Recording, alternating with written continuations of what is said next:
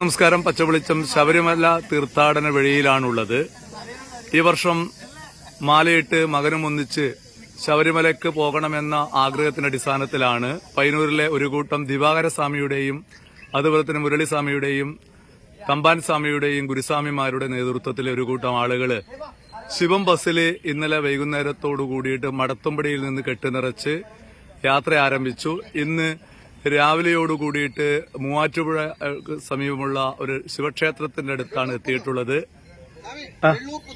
വെള്ളൂർ കുന്നം എന്നാണ് പറയുന്നത്. ആ ക്ഷേത്രത്തിനടുത്താണുള്ളത്.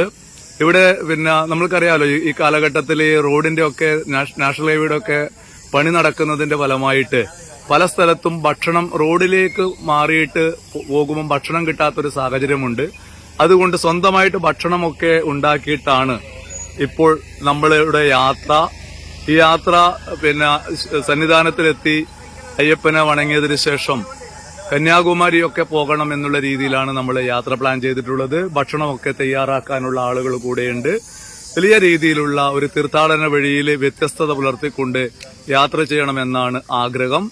അത്തരം കാഴ്ചകളിലേക്ക്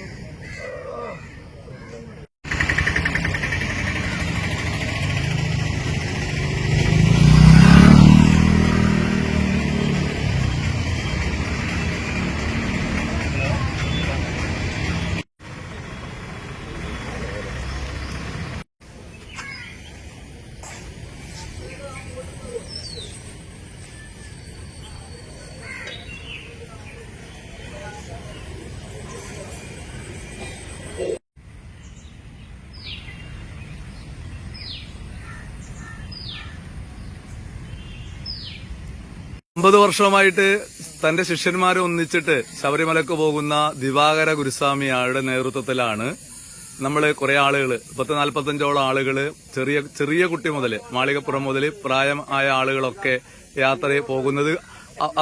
അദ്ദേഹത്തിന്റെ കൂടെ ഗുരുസ്വാമിമാരായിട്ടുള്ള തമ്പാൻ സ്വാമിയും അതുപോലെ തന്നെ മുരളി സ്വാമിയുമുണ്ട്.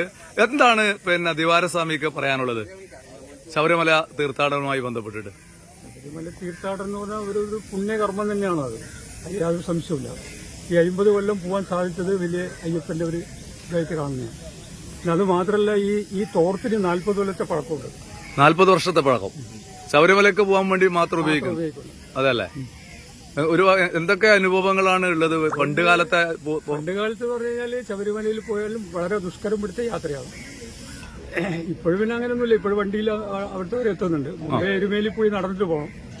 അങ്ങനെയുള്ള വലിയ വിഷമങ്ങളുണ്ടായി. ആൾക്കാർ കുറവാണ്. പിന്നെ കാനനപാതയിൽ കൂടെ സഞ്ചരിക്കുമ്പോഴുള്ള വിഷമങ്ങൾ അതൊക്കെ ഉണ്ട്. അതാണ്.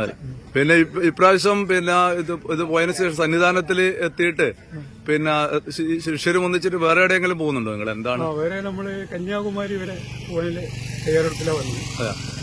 അടുത്ത വർഷവും പിന്നെ ഈ സന്നിധാനത്തിലേക്കുള്ള ഈ തീർത്ഥയാത്ര തുടരൂലേ? ഇല്ല. ആരോഗ്യ പ്രശ്നം ഉണ്ടെങ്കിൽ അല്ല. അതെ. ആരോഗ്യ പ്രശ്നമൊന്നും ഇല്ലാന്ന്. അതിലും പിന്നെ ഇതുവരെ യാത്രയായി എത്തിയില്ലേ? അങ്ങോട്ട് പോകണമെന്നില്ല ആഗ്രഹം. അടുത്ത പ്രാവശ്യം കരിമല ചവിട്ടിയിട്ട് നമുക്ക് ദിവാകരസ്വാമിയുടെ നേതൃത്വത്തിൽ പോയിക്കൂടെ? കരിമല ചവിട്ടാൻ പറ്റുന്നുണ്ടെങ്കിൽ